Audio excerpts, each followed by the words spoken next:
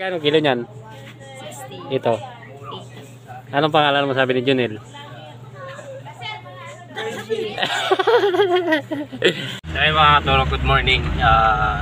Papunta tayo ngayon ng public market ng palengke ng Antiquera. Babagsak tayo ng sibuyas at maniningil na rin. Shoutout nga pala kay Genesis Asombrado. Tapos sa lahat ng sa buong barangay ng Banlasan, di ko na isa-isain. Shoutout sa inyong lahat dyan. Good luck sa laban nyo mamayang gabi. Ako doon yung 5 tinanungan ko eh. Meron daw, kausap ko nga ngayon eh. Nahihiya ka siguro. Hindi, siyempre, kahit balikan natin yun doon. Hindi mo naman maintindihan sinasabi nila eh.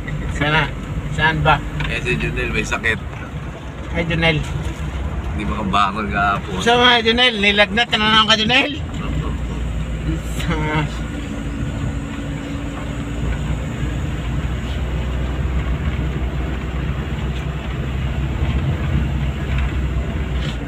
Ayun mga kapatid, nandito lang kami sa public market ng palengke ng Antiquera. Yan, ibababa na namin yung mga sibuyas. Sibuyas lang, yung bawang kasi nasa Pasay pa.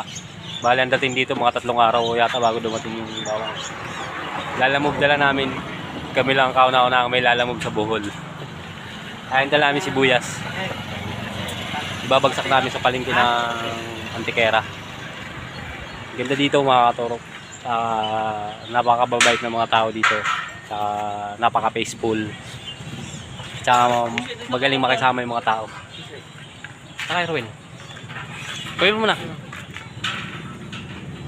So ayan, sa lahat ng gusto mag-order ng sibuyas dito sa buong Bohol, pwede kayo mag-PM sa akin na kahit saang lugar kayo dito sa Bohol, kasi kahit naman saan dito napunta na namin lahat ng sulok dito sa Bohol pwede kayo mag-PM. 2 isang sako dideliveran namin kayo. Mag-PM lang kayo. Pero sa palengke pag ganito minsan may na utang bayad, ganoon ang binibigay namin. Sa ganitong sibuyas namin ito 700 bigay namin. Tapos yung ganito mayroon kaming 650, 700. Ayan. Ito 700 to. Ayan. Yo, sali ka sa content ko. Vlog mo siguro, vlogger ka? Oh. Sana all.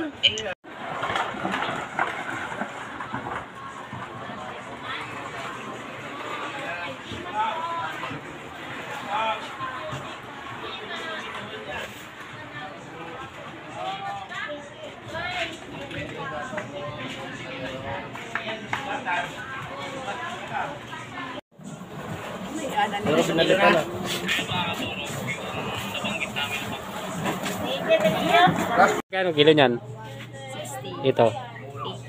80. Anong pangalan mo sabi ni Junel?